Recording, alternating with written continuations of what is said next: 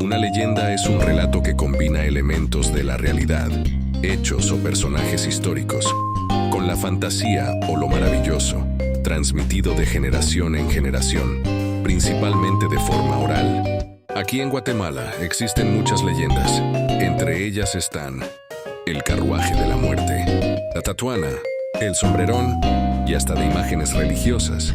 Y por supuesto, Semana Santa en Guatemala no se queda atrás. Es por eso que en este video te voy a contar 9 leyendas de Semana Santa en Guatemala.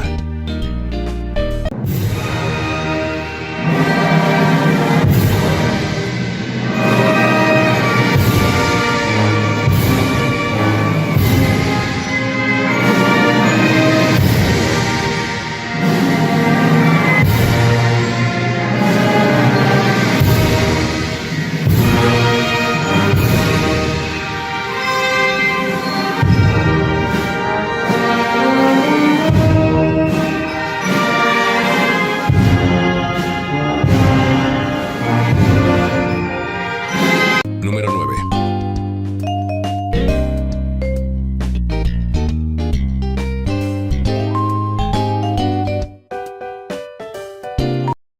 Los pies de aserrín de Jesús de las Tres Potencias.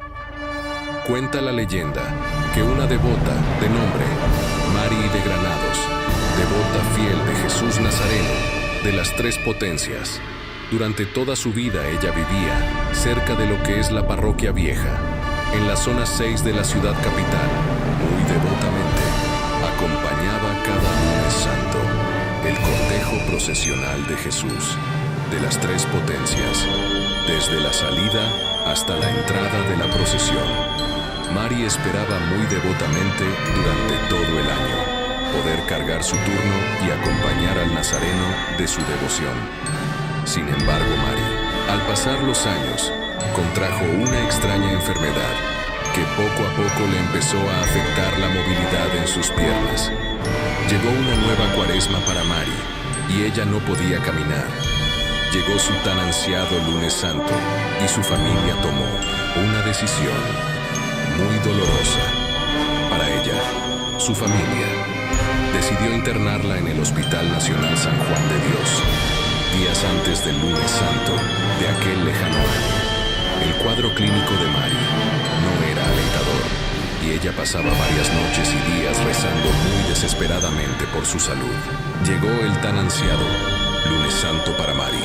Transcurría la mañana y Jesús Nazareno ya casi salía de su templo y Mari, como pudo en la camilla, frotó sus piernas, rezándole a su tan amado Nazareno que la ayudara a salir de esa situación.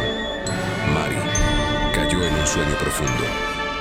Después de eso, Mari soñó que se escapaba del hospital y empezaba a caminar toda la 10ª calle hasta llegar a la 13 Avenida, donde iba a encontrar al Nazareno de su devoción. Después de caminar tanto, encontró la cruz alta de la procesión y ella con su bata blanca se encontró al final con el Nazareno de las Tres Potencias. Mari comenzó a llorar al momento de ver a su Jesús acercarse a donde ella estaba parada esperando. Mari pensó que no la iban a dejar acercarse al anda por cómo ella iba vestida. Sin embargo, fue tal la sorpresa de Mari que un cucurucho se acercó a ella y le ofreció un turno para poder cargar a Jesús.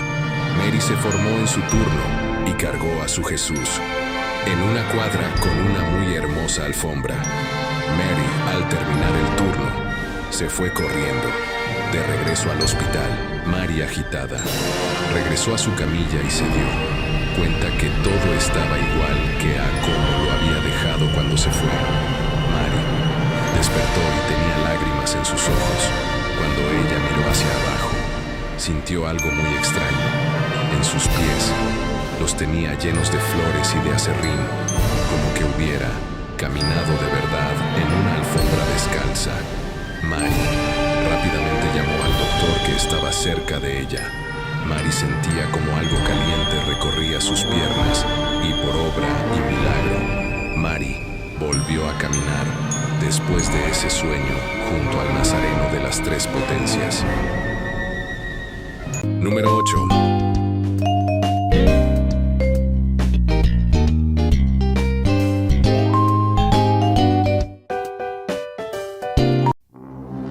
Viernes del Diablo. Cuenta la leyenda que cada primer viernes del mes, el aire junto al viejo amate en la calle del teatro se torna espeso y huele a azufre. Algunos lo atribuyen al polvo o las tuberías, pero otros aseguran que es el eco de un pacto maldito. La historia de Diego Castillo, un joven humilde que, en un sábado de gloria, vendió su alma al diablo a cambio de fortuna y poder. Movido por la ambición, Diego fue al árbol y lo llamó. Del tronco emergió una figura oscura que le ofreció riqueza a cambio de su alma, con una sola condición: regresar cada primer viernes del mes. Aceptó sin dudar. Desde entonces, su vida cambió. Se volvió próspero y respetado, pero el precio era su fidelidad al pacto. Aunque al principio temía, pronto el compromiso se volvió rutina, hasta que un día, frente a Jesús de la Buena Esperanza, sintió una mirada que le quebró el alma. Arrepentido, dejó de acudir al amate y buscó refugio en el convento de San Francisco. Allí, un fraile le practicó un exorcismo que, según se cuenta, hizo huir al demonio entre sombras y gritos por los pasillos del claustro. Pero la liberación tuvo su costo. Perdió todo. Su riqueza se desvaneció, su casa quedó en ruinas, y pasó el resto de sus días como sacristán, solo, pobre y consumido por la culpa. Desde entonces, se dice que el primer viernes de cada mes, el aire se vuelve más denso, como si algo aún aguardara en la oscuridad.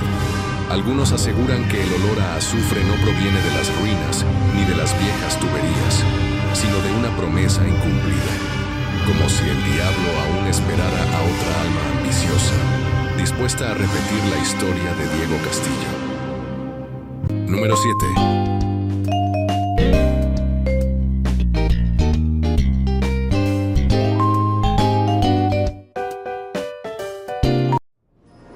Chano y su chirimia. En el templo de San Francisco el Grande se cuenta la historia de Feliciano Chan Chabaj, un chirimitero muy querido del barrio en la década de 1950. Tocaba su flauta de caña junto a un tamborero, no por espectáculo, sino por devoción. Su música era para Jesús y el hermano Pedro, pues creía que alegrar el ambiente aliviaba el sufrimiento divino provocado por los pecados del mundo. Entre los frailes del templo, Feliciano tenía una amistad especial con Fray Juanico Madrid, quien solía bromear con él, pidiéndole que tocara sin dar sermones.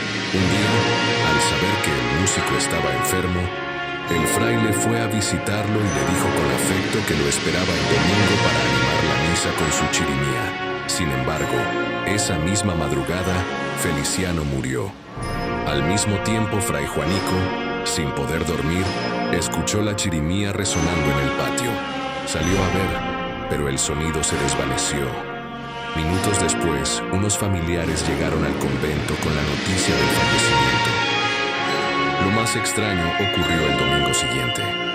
Varios testigos aseguraron haber visto y escuchado a Feliciano tocando como siempre en el templo, justo a la hora en que era sepultado en una aldea cercana. Desde entonces, muchos creen que su espíritu volvió para cumplir su promesa y que su música, por su pureza, trascendió incluso a la muerte.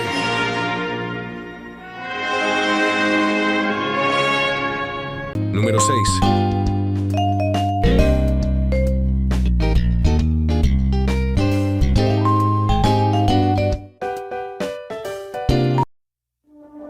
Jesús sepultado del diablo.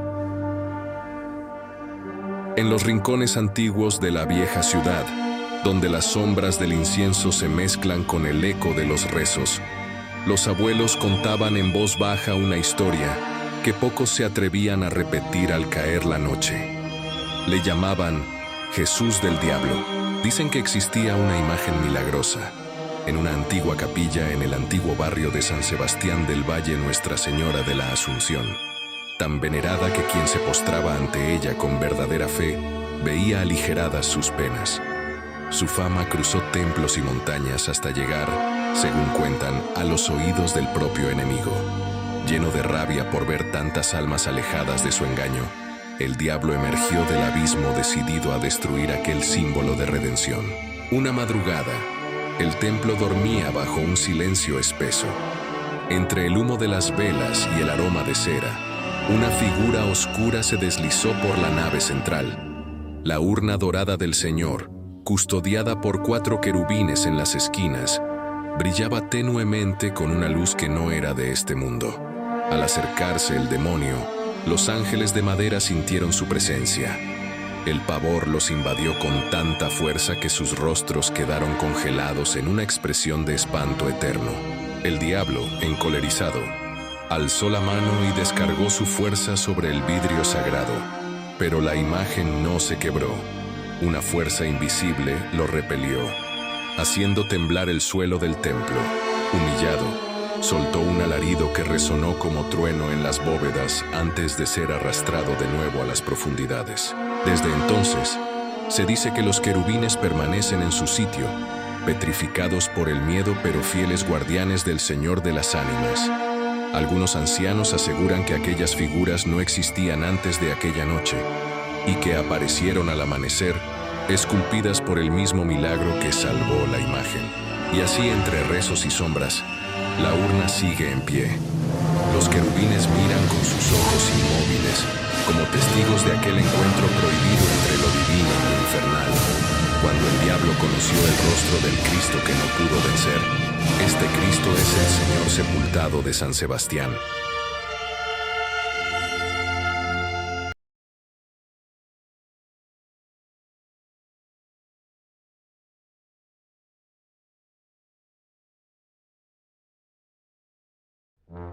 La leyenda de Santiago Coronado. Hay cosas que parecen increíbles pero ciertas, pero que con la tradición oral van tomando vida. En la narración, en el cuento. Cuando el sol va llegando al meridiano, da la impresión que los viejos barrotes de los balcones coloniales del centro histórico de la ciudad de Guatemala se van a fundir. Es Viernes Santo y la gente anda buscando al Nazareno de la Merced, que recorre viejas calles y avenidas, llevando en hombros de quienes ofrecen su sacrificio en honor y amor al Señor. Ahí va él, por gusto buscar la sombra porque el sol baña todos los contornos con sus rayos quemantes. Calles y plazas están llenas de gente, y vendedores el ambiente es cuaresmal, eso ni quepa duda. Es la cuaresma chapina tan especial, tan única. Y vaya que hasta para eso somos especiales los chapines. A lo lejos, la música fúnebre va llegando a veces. El viento se la lleva para esparcirla por otros lados. El humo de los inciensos es notorio, se eleva en espiral, como homenaje al Hijo de Dios. Los abuelos van de la mano de los nietos, que por poco los botan. El abuelo sonríe al notar su torpeza al caminar y pensar que los años no pasan. Por gusto, el abuelo recuerda, en aquel momento, a un hombre delgado, no muy alto que iba dirigiendo a la banda de músicos.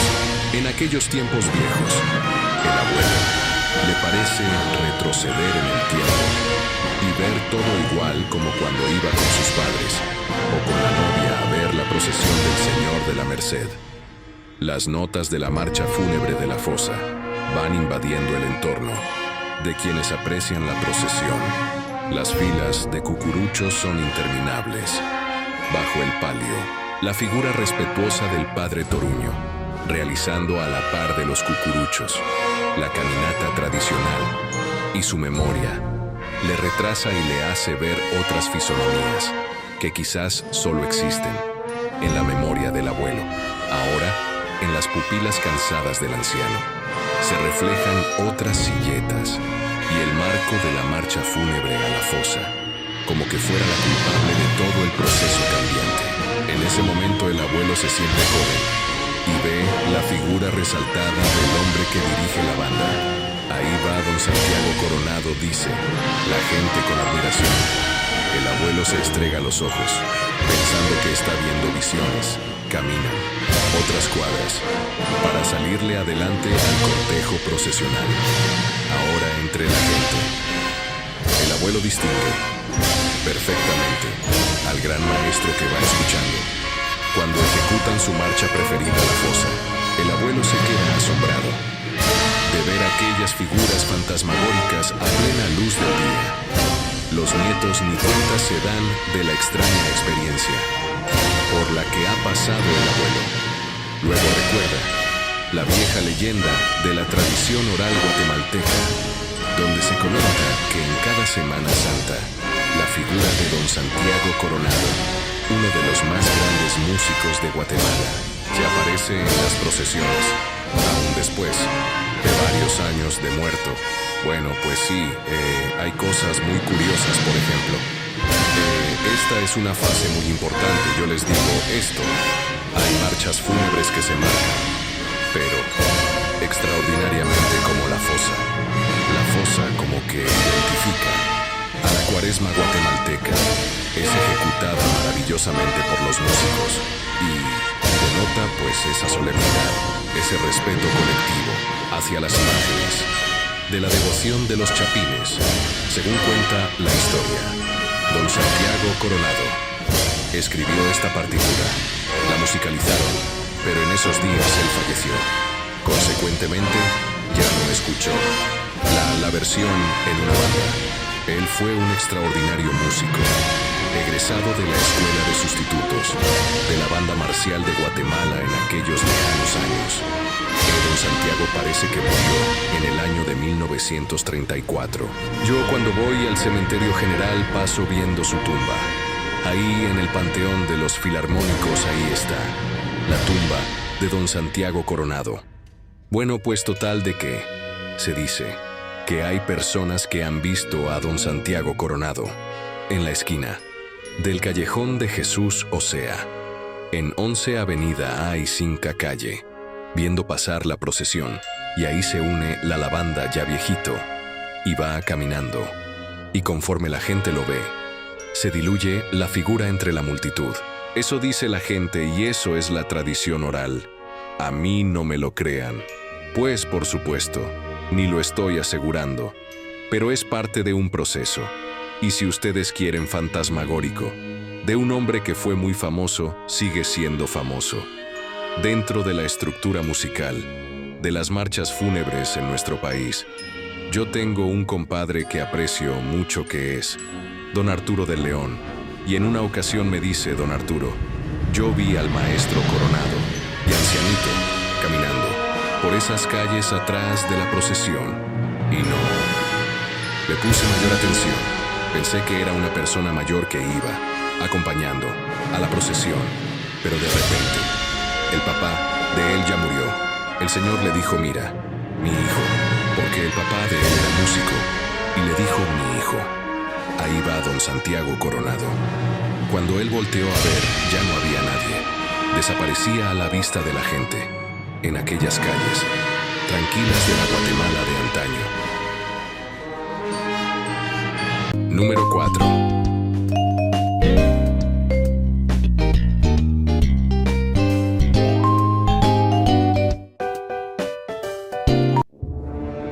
La jacaranda que cubrió a Jesús de Candelaria. La calle parecía patoja recién peinada, limpia, con olor a tierra mojada. La otras veces polvorienta calle se engalanaba con rosas blancas y claveles deshojados. Ya casi a la salida del pueblo, los vecinos habían construido un arco decoroso que con su penetrante perfume mantenían a su alrededor enjambres de abejas que zumbaban incansablemente. Inmediatamente después del arco, una gran alfombra de acerrín pintado servía de marco a una cruz dibujada con arena fina. Pero después de aquel arco y aquella alfombra, la calle se transformaba en camino de tierra floja y amarillenta, de la cual se levantaban nubecillas de polvo ante el paso de las personas, o cuando el viento pasaba rápido para perderse en la distancia. A la orilla de aquel camino se levantaba un árbol, polvoriento y seco, que parecía estar muriéndose de sed bajo el implacable sol. Aislado y sin follaje, ni los pájaros lo buscaban, y el árbol permanecía solitario con sus ramas extendidas como pidiendo compasión. Eran las 3 de la tarde. Un pito lastimero anunció el momento en que la procesión salía de la iglesia. Al frente marchaban los encargados de los incensarios que, agitándolos de un lado para otro, iban dibujando nubecillas de suave fragancia. Después, en 2 filas, marchaban los fieles vestidos de cucuruchos, y luego en hombros, el anda sobre la cual la imagen de Cristo vestido con una túnica que, con el reflejo del sol, parecía una llamarada lila. La procesión caminaba lentamente. El polvillo se confundía con el humo de los incensarios, y el sol brillaba intensamente como si quisiera hacer más penosa la marcha. De pronto, sobre el polvo, aparecieron agujeritos. Se escuchó un sordo rumor, y un instante después estaba lloviendo torrencialmente. La procesión estaba lejos de las casas y nada ofrecía refugio, no tanto para los fieles, sino para la imagen de Cristo cuya túnica morada empezaba a mojarse. Entonces alguien vio el árbol seco, el cual con sus ramas extendidas parecía querer dar protección y ayuda olvidándose de su propia miseria. Sin más, los vecinos cubrieron las ramas secas con algunos mantos y de ese modo construyeron un mediano refugio para la sagrada imagen. Tan repentinamente como empezó, dejó de llover. Los fieles, que habían permanecido con la cabeza cubierta por mantos, sombreros o pañuelos, empezaron a quitárselos, y entonces un gran silencio se hizo en el grupo, y casi sin sentir fueron cayendo de rodillas, impulsados por el asombro. El árbol seco y desprovisto de hojas, ante los ojos de los fieles, se iba cubriendo de verde follaje, y en cada rama se iban encendiendo pequeñas flores lilas hasta cubrirlo totalmente, y luego, como si el pobre árbol, profundamente agradecido y emocionado, no pudiera contener el llanto, fue dejando caer sus nuevas flores que, como lágrimas lilas, fueron formando una maravillosa alfombra a los pies de la imagen de Cristo, quien parecía sonreír lleno de ternura. Desde entonces, todos los años para Semana Santa, la jacaranda se llena de flores lilas y forma bellas alfombras, por si la imagen de Cristo vuelve a cobijarse bajo su sombra. Número 3.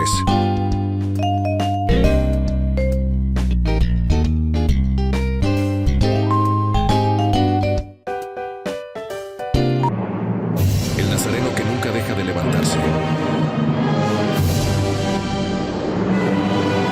En la ciudad antigua Guatemala, en una noche silenciosa del tan esperado quinto domingo de Cuaresma, cuando las calles duermen bajo el susurro del incienso y las estrellas se inclinan sobre los campanarios, muchas personas quedan maravilladas al ver a un nazareno de la caída. En él ve a un hombre vestido de púrpura, con el rostro cubierto de sudor y sangre, arrodillado bajo el peso de una cruz, en medio de una cuesta empedrada. No es cualquier imagen, es el muy querido Jesús Nazareno, de la caída del templo de San Bartolomé Becerra, el Hijo de Dios, caído, pero no vencido. Él no es un símbolo de derrota, sino un mensaje vivo para quienes se sienten vencidos por la vida. Cada piedra del camino, cada herida en su espalda, es también una herida del pueblo, del enfermo, del pobre, del que llora en silencio. Pero él, con su mirada dulce y firme, enseña que aún en la caída hay gloria, y en el dolor, esperanza, y que aunque el tiempo pase, su imagen encontró morada en el corazón de muchos más en aquellos de San Bartolomé Becerra, donde la fe se hizo tradición, y la tradición, amor eterno. Desde entonces, cada Cuaresma, miles de fieles lo acompañan en procesión, no solo para consolarlo, sino para decirle: Señor, si tú caíste por mí, yo me levantaré contigo. Dicen que cuando pasa el nazareno de la caída por las calles, el aire se vuelve más tibio, las lágrimas se convierten en oración y hasta los más duros corazones se ablandan. No porque él no sufra, sino porque su su sufrimiento es la promesa de que nunca caminamos solos. Y de eso aprendemos a mirar esa caída no como el final de una historia, sino como el comienzo de una fe que no se rinde. Porque Jesús Nazareno de la caída no se queda en el suelo. Se levanta, y con él se levantan los suyos. Número 2.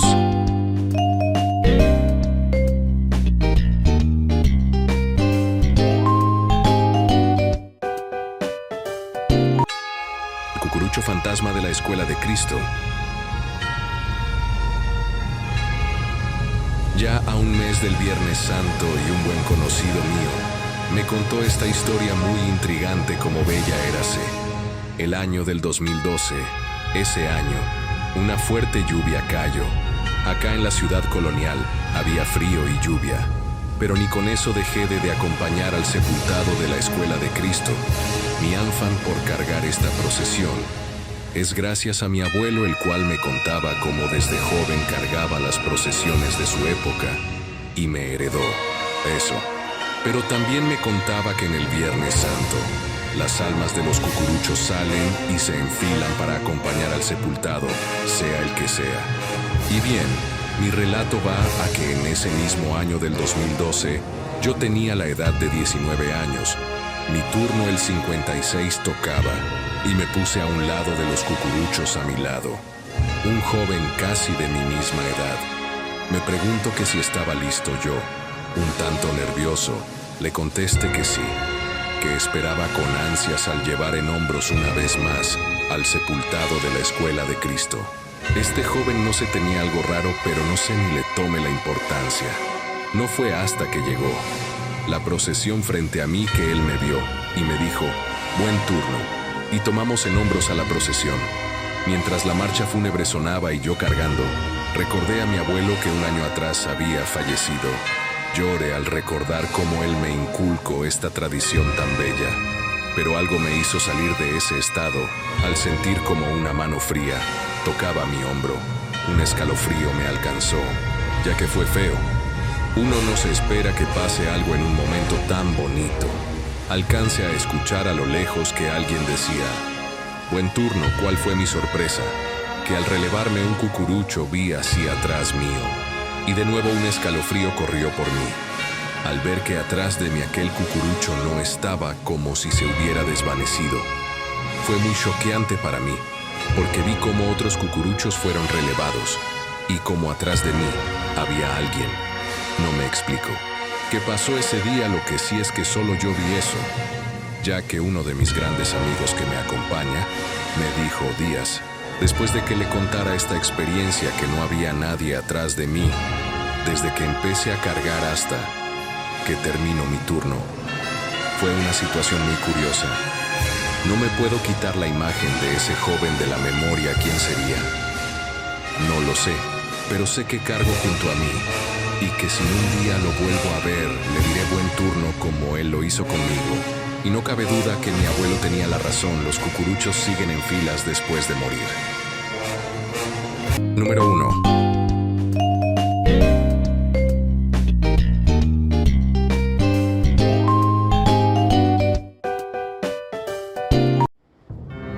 La leyenda del Señor sepultado de San Felipe. Esto que voy a contarles sucedió hace muchísimos años. Tal vez no lo recuerden los libros, pero lo guarda el alma de los pueblos, y lo murmura el viento que sopla entre los cipresales de San Felipe. Corría el año de 1670, cuando las tierras de Santa Lucía, Cotzumalguapa, se vieron cubiertas por una maldición.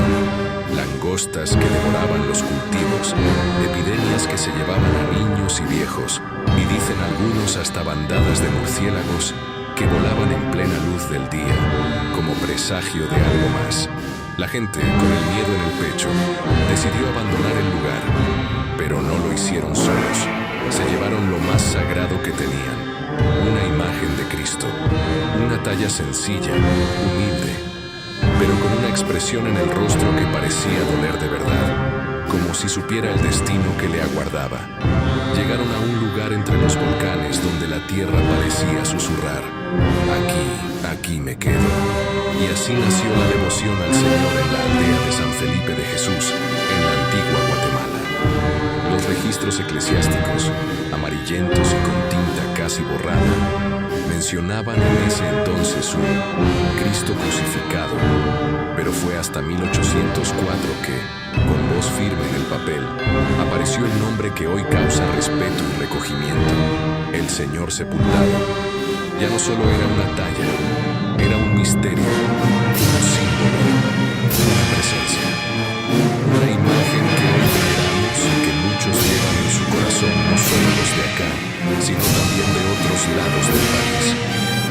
Señor sepultado de San Felipe, en tu mes te dedico esta historia que he recopilado de toda tu historia. Bueno, espero de que les haya gustado el video. No olvides suscribirte al canal para más próximos videos que estaré haciendo. Nos vemos en un próximo video.